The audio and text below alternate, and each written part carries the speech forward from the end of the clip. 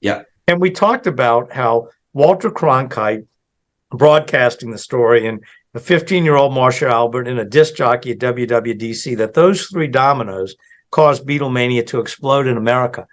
But there was another domino pushed even before that, which shows how fate really helped the Beatles many a time. For instance, fate had them not be on Decca Records. Just think of, if Mike Smith had produced the Beatles, Love of the Love, backed by Red Sails in the Sunset, might have been the first single. Who knows? Yeah. But the main thing is here, there's a very important decision made by the CBS company. And that is their news department, and I'm sure Walter Cronkite had a lot to do with it. He wanted to do something different. And that was evening news in those days, believe it or not. We weren't like the UK. The national evening news was 15 minutes long, and that was it.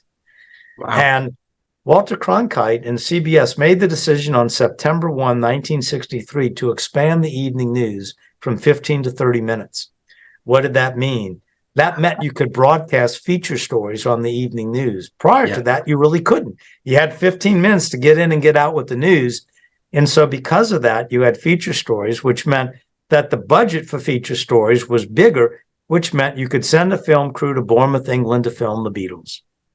So if CBS Evening News remains at 15 minutes, maybe none of these dominoes fall. And yeah, the Beatles, but it doesn't explode like it did. So it's funny what little things happen. And that I didn't realize until I was researching my book, The Beatles, Please, Please Me Too, with the Beatles, and I was looking at it and it just says, oh, wait a minute. When did that? Because I knew it was expanded, but when did it happen? September 1st. And I think, my God, here we go again. Another incredible thing that helps Beatlemania. Yeah. Perfect timing for the Beatles. Yeah, you can't make that stuff up, can you, Dave? You can't. And the more you look at all these little events, you keep thinking, it's all these accumulating one after one after one. You're saying simple things like with Marcia Albert just doing her thing. It's like the one after 909, just little things, Yeah. So talking about Ed Sullivan, so there's been many stories about how Ed Sullivan does the deal with Brian. There's the story of him going through Heathrow Airport. Yeah, it's at the same time the Beats coming. Now it's a story. That's all it is, and I'm embarrassed to say that it is in The Beatles Are Coming, because it was the story.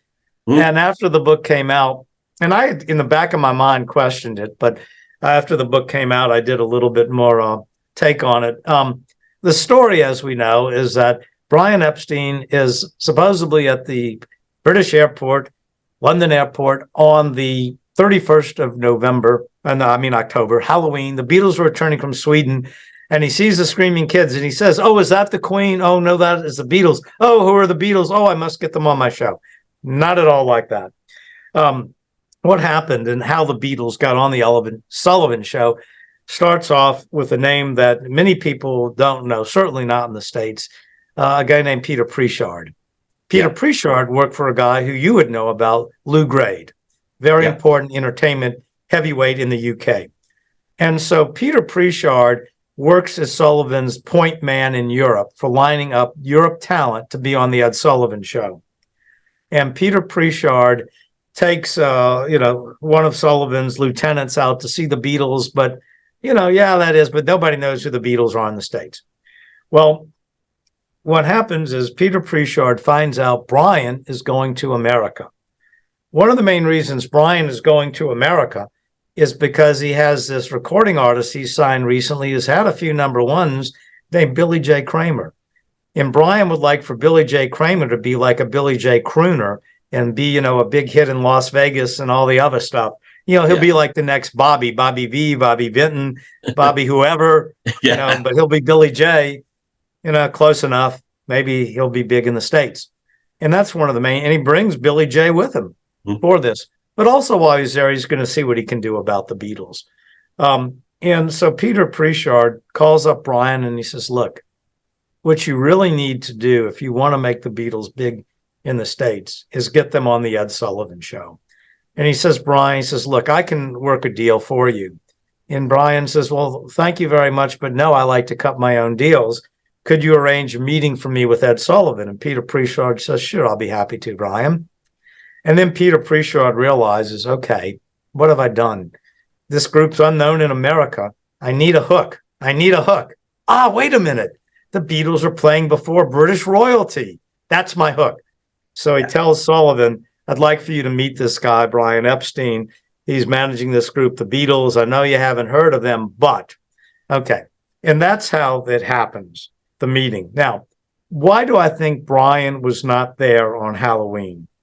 Well, I mean, Brian, I'm sorry. Let me get my facts straight. Why Ed Sullivan was not there.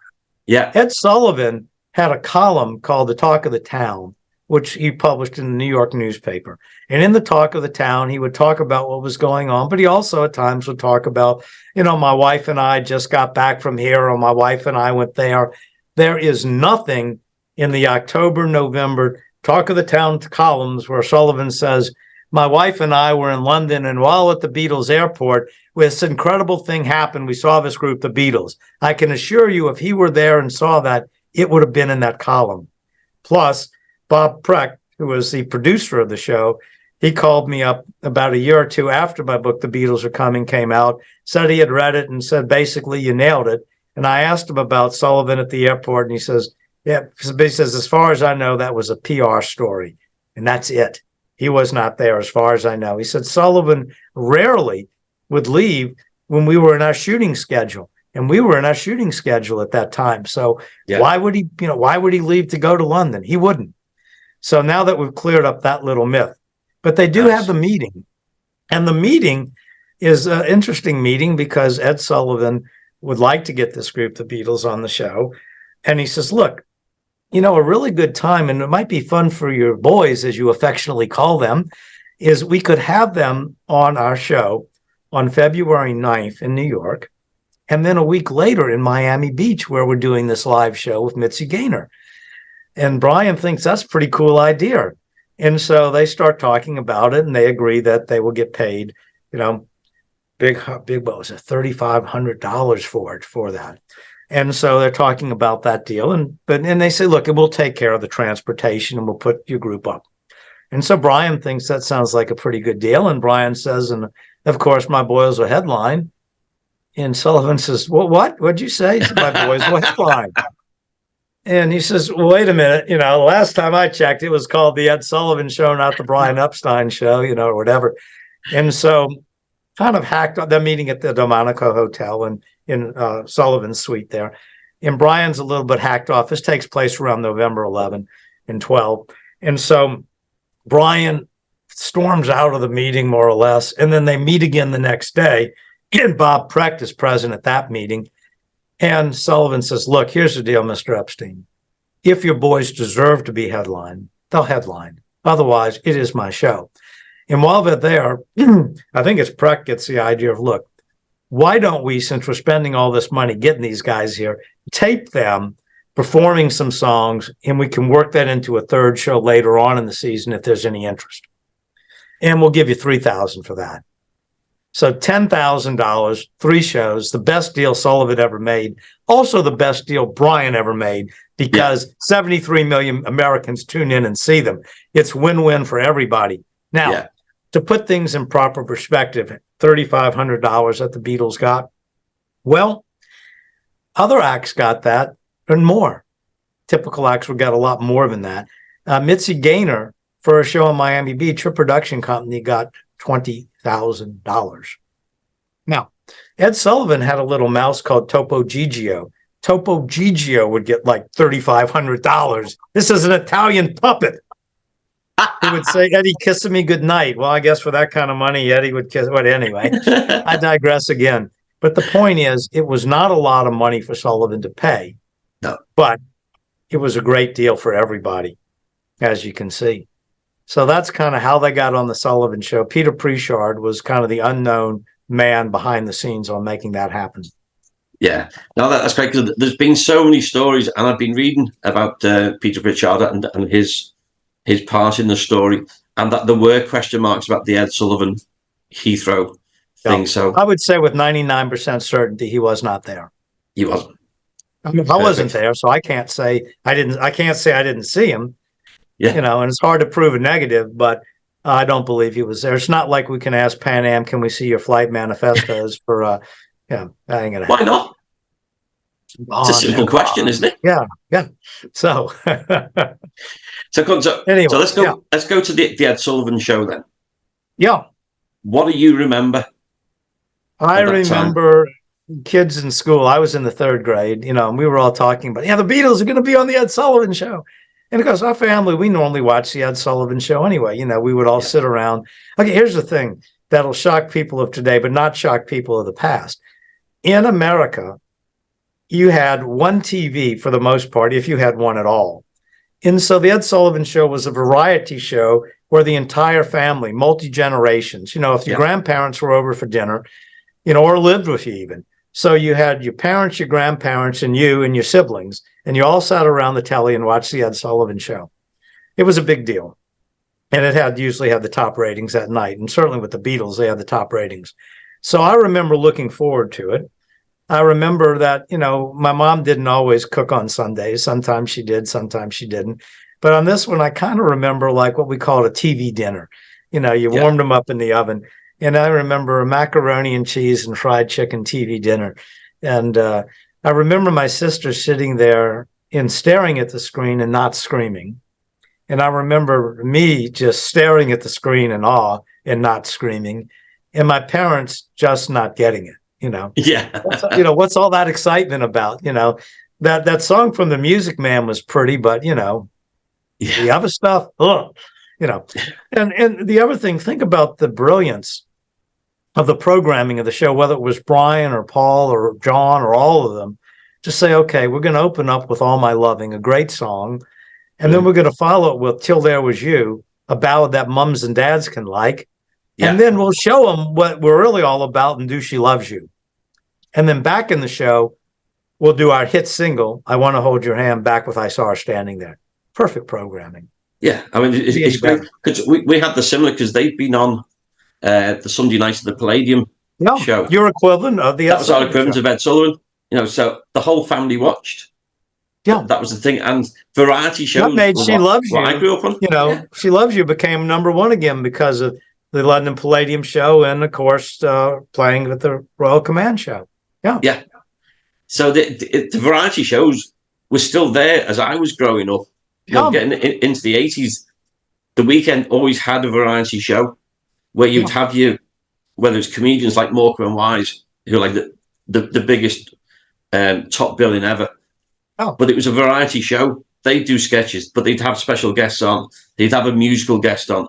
There'd be dancing. There'd be something. There's always be that was what I was. You'd have dancers. You'd have stuff from Broadway shows. You'd have one of my favorites was a guy as a novelty act who had these poles and would spin plates on them and run around keeping all the plates spinning. He did it to the tune of Sabretooth. It was great. Great stuff. Oh, we had plate spinning.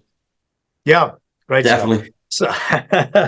So how did you first hear about the Beatles being on Ed Sullivan? So why were you excited? I heard about it from the kids at school. Right. And the other thing was that, I first heard the Beatles on the Newman school bus coming, since 3rd grade school bus right after Christmas break. And I heard this song that just really, grabbed my attention from the opening notes. And at the end, the disc jockey said, and that's I Want to Hold Your Hand by the Beatles. And I thought, that's a strange name. Yeah. And I had a radio in my room and I'd play the radio at night when I went to bed in particular. And I began hearing it at night and on the school bus and saturation airplay. And my mother remembers me and, my friends when she would drive us anywhere. And when it would come on the radio, we'd all start singing it together. She never forgot that. So it's as you were saying before, it's this cumulative series of events that builds up. That starts with expanding of the evening news from 15 to 30 minutes. Go figure. Yeah. Without that, it just doesn't explode the way it did. No. Now, talking that with the CBS, with Kennedy's assassination. So again, one of those stories has been that America needed a lift of some sort, and the Beatles came along at the right time for that. I'm going to say, if you're going to tell me that's cause and effect, that's a bunch of rubbish. And I'll make it very personal, and I may lose it if I do, and you'll have to pardon with me. I was, you never forget where you were when you hear Kennedy was assassinated. And I was third grade, and it was Friday afternoon.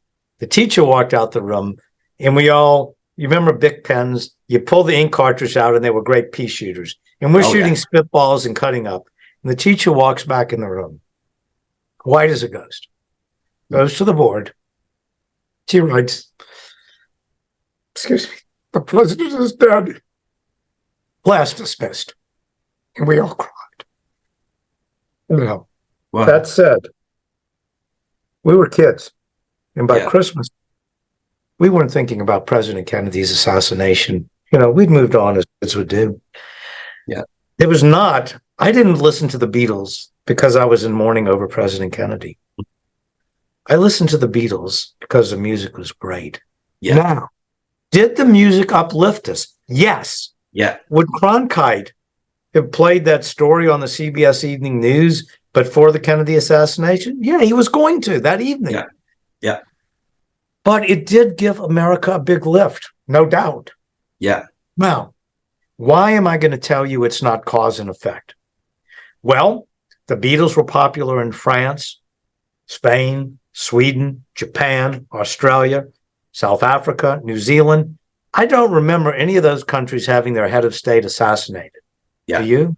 No, exactly. Not cause and effect. It's a load of rubbish. I think it was more a case of people trying to explain something they couldn't explain. Yeah. Yeah.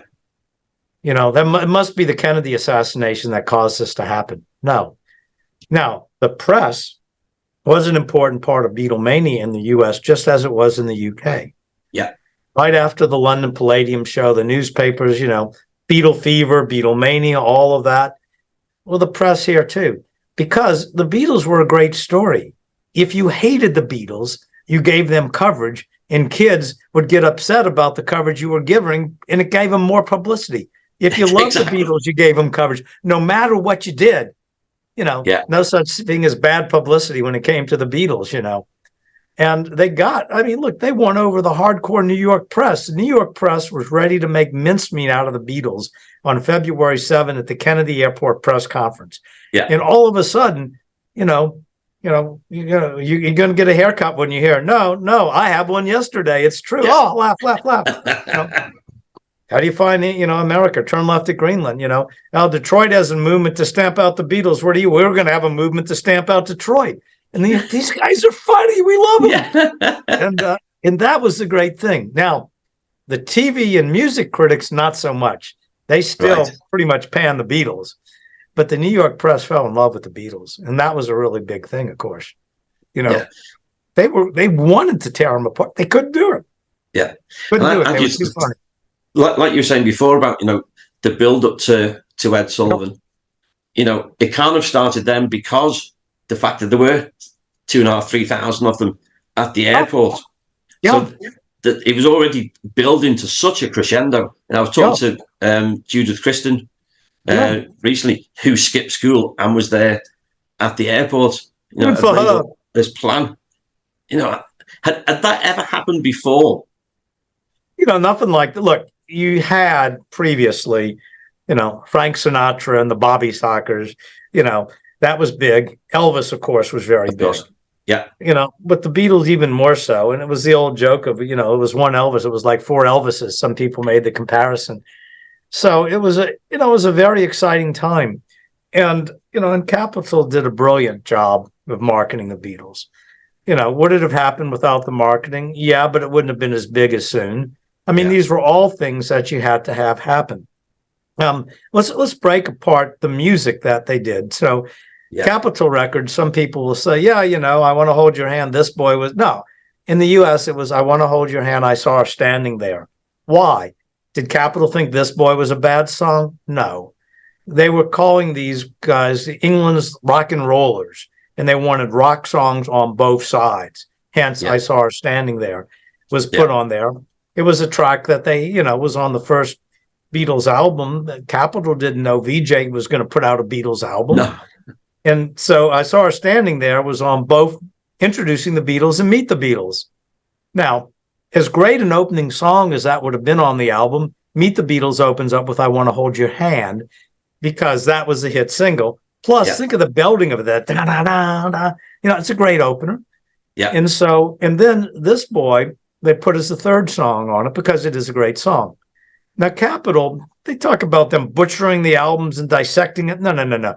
Capitol took the exact same running order with the Beatles and used it for Meet the Beatles, but dropped a bunch of songs. Why? Well, first of all, they added 3 songs that were not on with the Beatles. Those, I Saw Her Standing There, I Want to Hold Your Hand, and This Boy. Also in the US, we normally had 12 songs rather than 14. Why? Well, how royalties were calculated. In the UK, you have an album, and if it has 14 songs, you divide the publishing by 14, and each publisher gets his 1/14th share for his songs. If he has 5 songs on it, he gets 5/14. Yeah. It doesn't matter how many songs you have as far as what the record company pays. In the US, we had a mechanical license per song. That meant if you had 14 songs as opposed to 12 songs, you had to pay more royalties. What was a mechanical license at the time? About 2 cents. It was 2 cents unless you negotiated differently. Well, you might say, so 2 songs, that's 4 cents. Boy, is Capitol cheap. Let's think about 4 cents. If you sold 1 million copies, that's a lot of money. Yeah. That's $40,000. What's $40,000? That'll pay for that advertising budget, right? Yeah, exactly. Yeah. Plus, that's nearly $500,000. So, of course, Capitol was going to put 12 songs rather than 14. So what they did, they dropped the 5 rock and roll songs. They thought Till There Was You, we'll put that on because it's a nice little ballad mommy and daddy will like. And they dropped, look, why would Americans want to hear the Beatles do Roll Over Beethoven when they can hear it by Chuck Berry? Yeah. Right? Yeah. That makes sense. Please, Mr. Postman, the Marvelettes already had a big hit with it. Why would they want to hear the Beatles do it? So what they did makes sense. Now, people say, well, Capitol butchered the Beatles. No, Capitol marketed the Beatles. That's my marketing background. Yeah. Now, also, bear in mind, it wasn't just Capitol doing this. We were not in a global a community.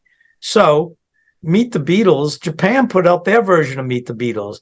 Canada had different things. Germany, almost Japan, almost every country marketed the Beatles their own way for their own market. Because they know their own markets best. Yeah. And it was not just the Beatles, of course. The Rolling Stones were marketed differently. The Rolling Stones manager, Andrew Loog Oldham, understood that. Yeah. And he took a song that was released as a single in the UK and it got to #1. It was never released in the US as a single, Little Red Rooster, because he knew that American blues was big in the UK, but wasn't top 40 in the US. Yeah. I mean, these were the decisions that were made. They weren't ruthlessly made.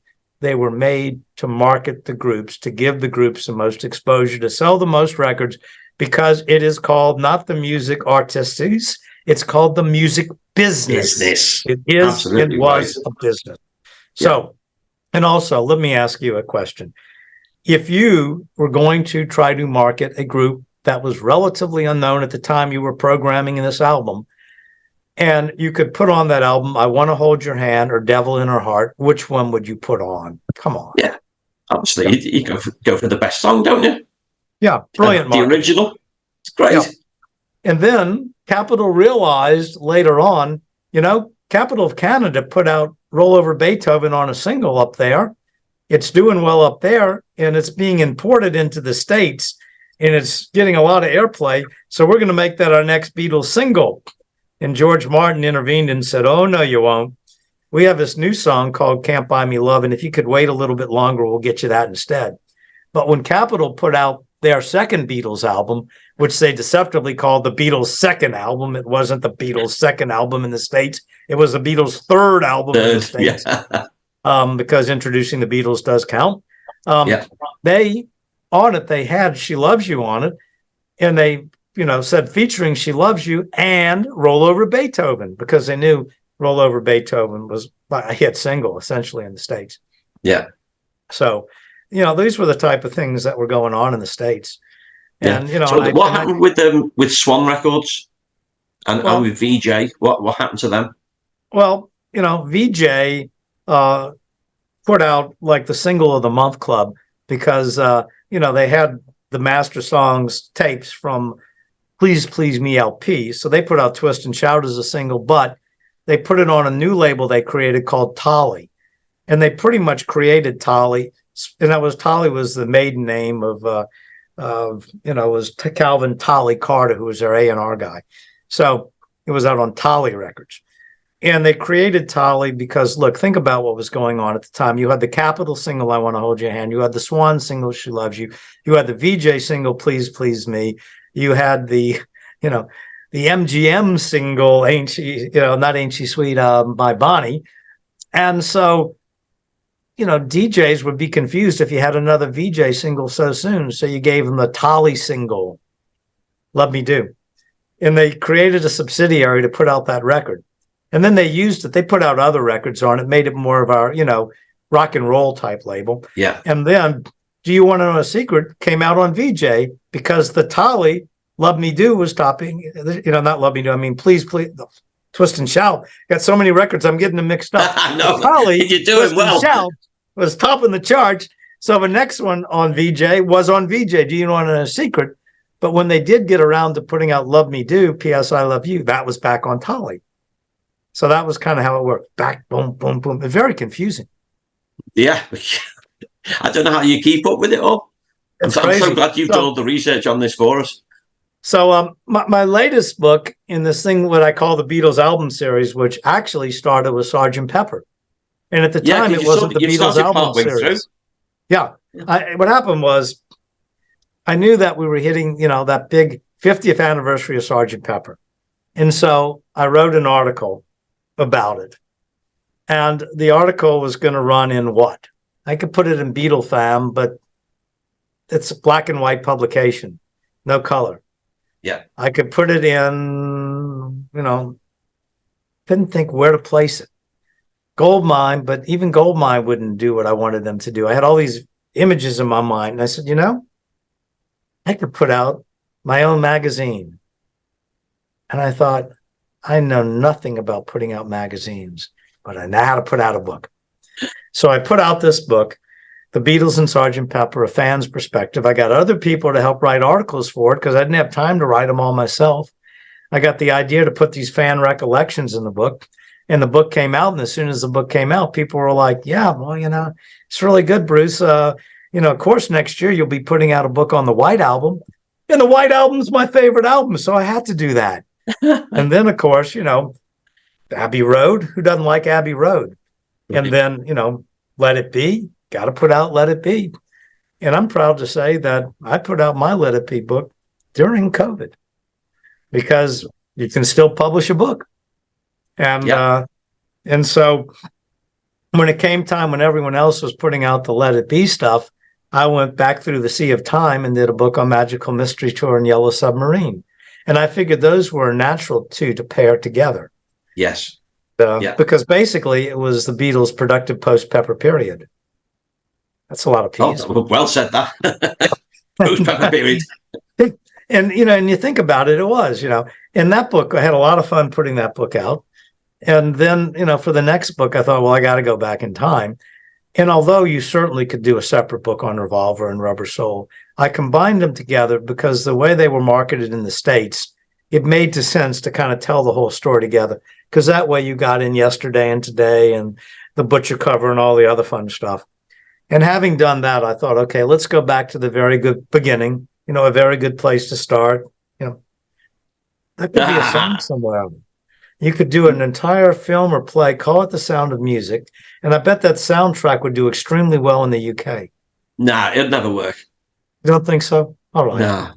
All right, we'll move on. So anyway, I got the idea that you really had to combine the early records. So the book combines, it's called The Beatles, Please, Please Me to With the Beatles. And of course, it also covers Introducing the Beatles and Meet the Beatles and all of the singles that came out up to, and the book sort of ends in February with those Beatle appearances on the Ed Sullivan Show. Nice. And that's where I ended. Now, the next book in the Beatles album series, which I'm about maybe 2/3 of the way through right now as we speak, is going to be called The Beatles, A Hard Day's Night and More. and there will be a lot of more in it. The book's cover will even show you some of the more. You will see the British album, A Hard Day's Night, the United Artist, A Hard Day's Night soundtrack, and below that, you will also see the Beatles' second album and Something New. So the and more is what was coming out at that time. The book sort of begins with the Beatles' last appearance on the Ed Sullivan Show, which was taped, and moves forward with the Can't Buy Me Love single, and then the soundtrack album, of course, the Long Tall Sally EP, the U.S. releases the Something New thing, and then all of the VJ shenanigans, where VJ repackages introducing the Beatles, the songs, pictures, and stories of the fabulous Beatles, exact same album, does the Jolly Watt album, the Beatles and Frank Ifield on stage. It's no live songs, very misleading. It has 8 Ifield songs and 4 Beatles songs. And people go, well, why wouldn't you have 8 Beatles and 4 Ifield? It was a fallback album. In case Capitol won their litigation and VJ was not allowed to put out any songs by the Beatles other than the 4 they had previously put out, right, they could put this album out. So it basically had 4 Frank Ifield singles and 2 Beatles singles on it. And that's what it was. That's why that album came to be. Wow. And then, Beatles versus the Four Seasons.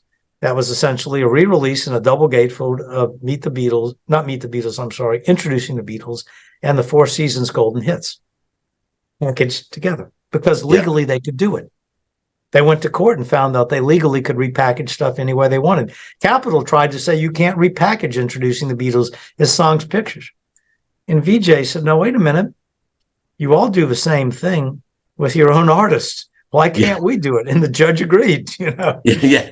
So there's a lot of fascinating lawsuits between Capitol and VJ that, if we had more time, I could go into. But the short story is, for the most part, Capitol had better lawyers. So, yeah. So the latest one is the Please Please Me. So Please Please Me. I'll hold up a copy of it there. You see there. Excellent. A nice blue copy. And and it's great. I've enjoyed doing all the books, and people ask me, well, is it harder or every book is a challenge. It's sort of like if you asked a guy who climbed a mountain, what is the toughest mountain you ever climbed? You'd probably say the one I just did. Yeah. Because each one has its own surprises and, things you got to get around and work around. And that's the same with every book I've published. They all have their own little quirks and things, and they all have their moments when I feel like I'm stuck and I don't know what I'm going to do. Yet miraculously, they all seem to fall into place nicely. Yeah. So what have you learned from doing this latest one? Well, you learn. I think the big revelation to me was the fact of the CBS Evening News going from 15 to 30 minutes is a key thing that caused Beatlemania to explode. Yeah. I think that was a big takeaway. And there are a lot of other little things that I can't think of off the top of my head that people will go through and they go, oh, I didn't realize that. There'll be a lot of those moments. Basically, because what I'm doing is I'm going back and in researching the British weekly music magazines so that I can see what John and Paul and George Martin and George and Ringo were saying at the time, as opposed to what they were saying 30, 40 years later, So it's to me, it's much more significant to know what people thought at the time than, what people think reflecting back. And so I consider myself a historian. When I was in high school, I loved history courses, and I mean, I would always get A's in history. And it was just fun going back and, doing the research and finding out little odds and ends and putting things together that other people may not have quite put together. So I think that was a lot of it. I mean, I'd already done extensive research on Capitol and VJ and Tali and all that in the past. So it wasn't like I was going to find a lot of new stuff doing that. The work was already done.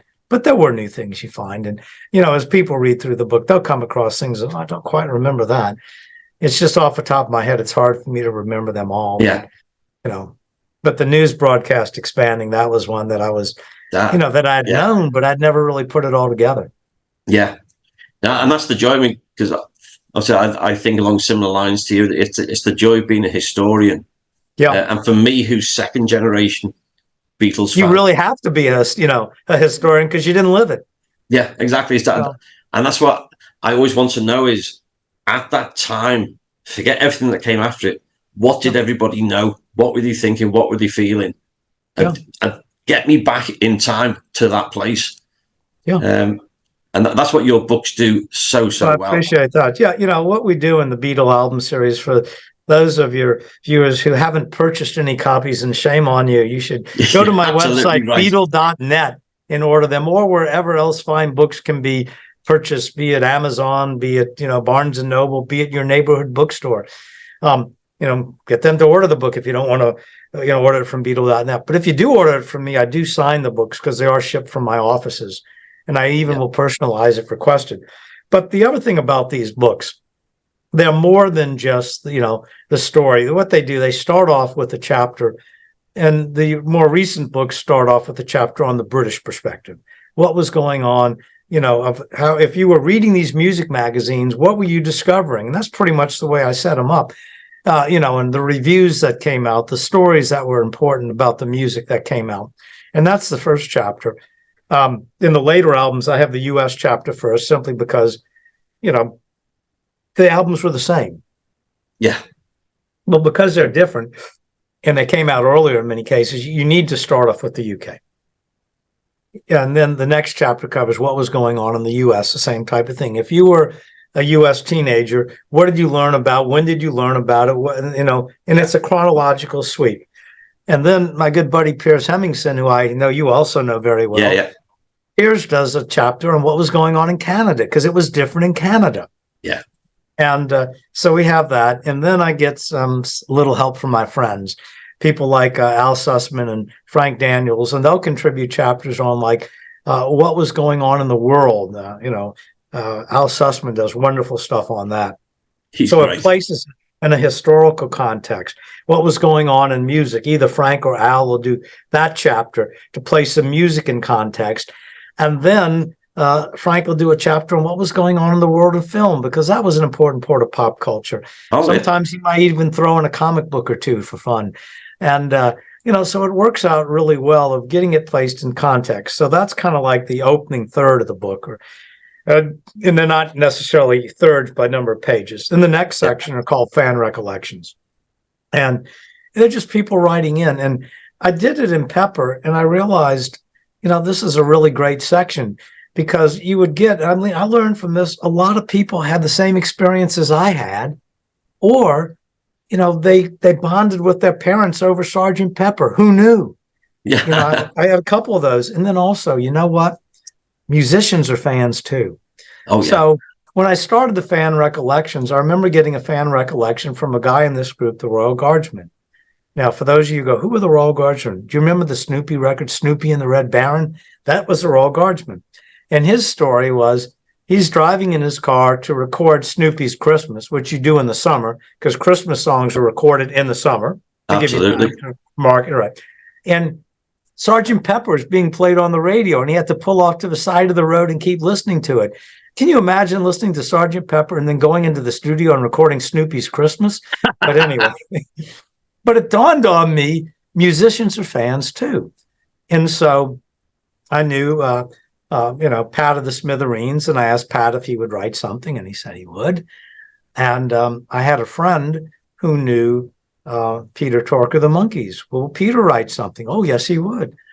And I knew somebody, our buddy Tom Frangione from the Sirius channel, who said, look, maybe through Sirius, you might be able to get Billy Joel to write something. And Billy Joel wrote a fan recollection. Wow. And it was stuff like that. And so I thought, I got to keep this section. So that's in every book. And then after that, and Bill King, a Beatle fan, is contributing what he calls fan notes. And it kind of puts things in perspective from a guy growing up in, Georgia. And not Georgia in, anyway. Back in the USSR, yeah. Right now, no, but Georgia, in the US. Georgia on my mind, Rachel. On your mind. You get the idea. And then I also write a thing on packaging. Remember, I was in marketing when I was in, graduate business school. And so on that, the covers and things, and how wonderful the covers are. And of course, they're fascinating. And then finally, the recording sessions themselves, who played what, how the songs were written, how they were recorded. And that becomes the last section of the book, essentially. So it really gives a complete overview of the albums and what was going on in the world as well. And it's been a great series to put together. It's almost done. And, the next one will be, the Beatles, A Hard Day's Night and more. And the last one will be Beatles for Sale through, Help. And then we'll call it a day with the Beatles album series, having done 9 books to cover the incredible albums by the Beatles as they were marketed in the United States, in the United Kingdom, and in Canada, and how they were recorded and everything else. I mean, I think it's been a great series to do, and having people help me and contribute with the fan recollections. We get fan recollections from people who were exposed to the Beatles while living in the USSR through black market stuff, and things like that. And so it's fascinating to get these fan recollections from really literally all over the world. Yeah, and it's great. And in the end, what the Beatles are going to be remembered for in 100 years, 200 years time, it's the music. Yeah, is what's going to continue. So what you're doing for us is chronicling the music, and how it happened and why. So if people, want to learn a little bit more about that, they can pick up that book. If someone wants to learn more about the White Album, they can read a book about it. And the idea is, not to just limit it on any aspect, one aspect of it, but to just give kind of an in-depth overview, as it were. Yeah. That's been amazing. I'll make sure we'll put the link onto your website. Oh, thank you very much. So people can get your books. And of course, I will see you very soon. Yes, indeed. It should be good to have a good catch up in New York.